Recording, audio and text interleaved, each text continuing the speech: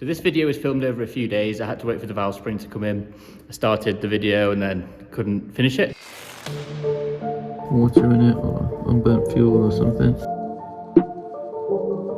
The valve. What the fuck is that? Welcome back, guys. In today's video we're going to be installing the exhaust valves, fixing an exhaust leak and also fixing the suspension fault on the A45s. We've got the two valves that I took off, going from one valve from the OEM to two. That's the splitter cable, and then exhaust paste, and I've got this bandage as well just in case. When I installed the exhaust, I had a small exhaust leak, and when I put the exhaust paste on, I didn't let it dry for long enough, drove it, and then it sort of ran all the way down the exhaust. So we're going to try and clean that up. So you can see the two puddles on the floor, not really puddles but drips.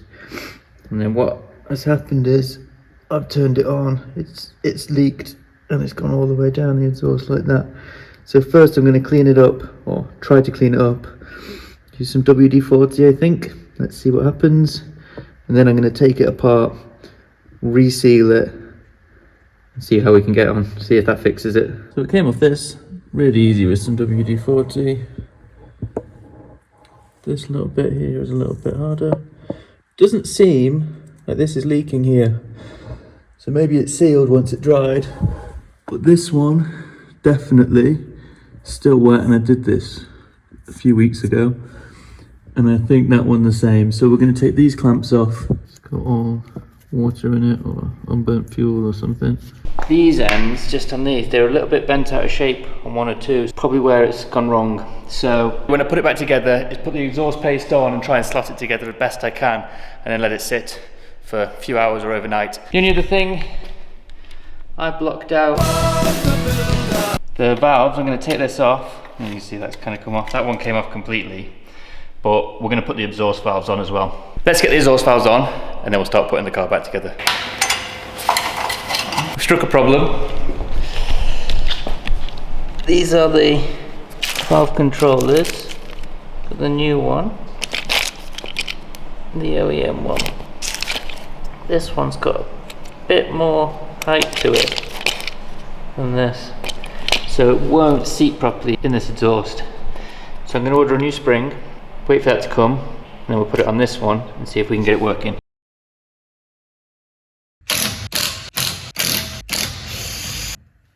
So the problem is just here. It's poking that way, so it's like that, whereas it should be in like a V shape this way. So rather than going and pointing to the left of the car, it should be pointing, the triangle should be pointing this way. So I'm gonna drop this lower arm. Hopefully that'll come back and that should fix the exhaust fault. What?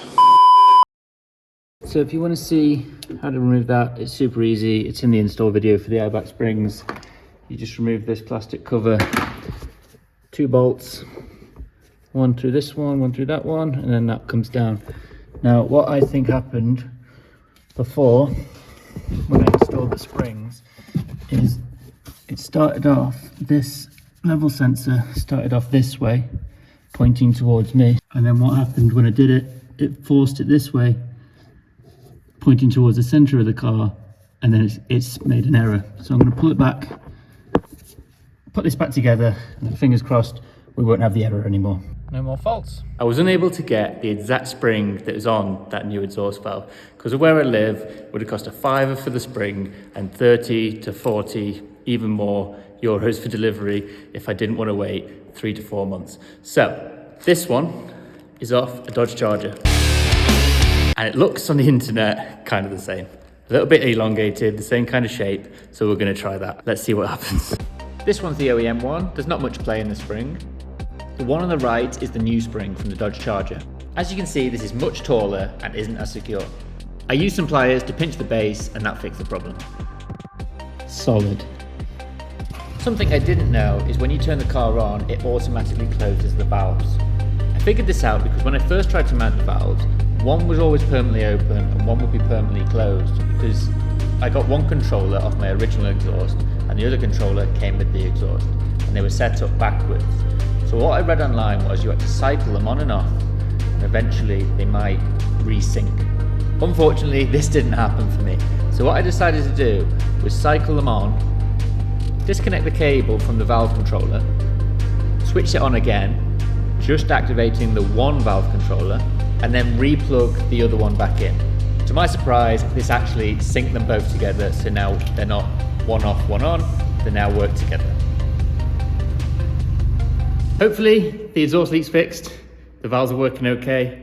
As you saw in the video, I had to do some weird reset thing, so now they all face the same way. I fully expect this cartridge to sound better than the A45, unfortunately for now, but we do have a downpipe in the Audi on the back seat ready to go in this, so that'll be cool. And finally, hopefully the suspension fault will go off the dash.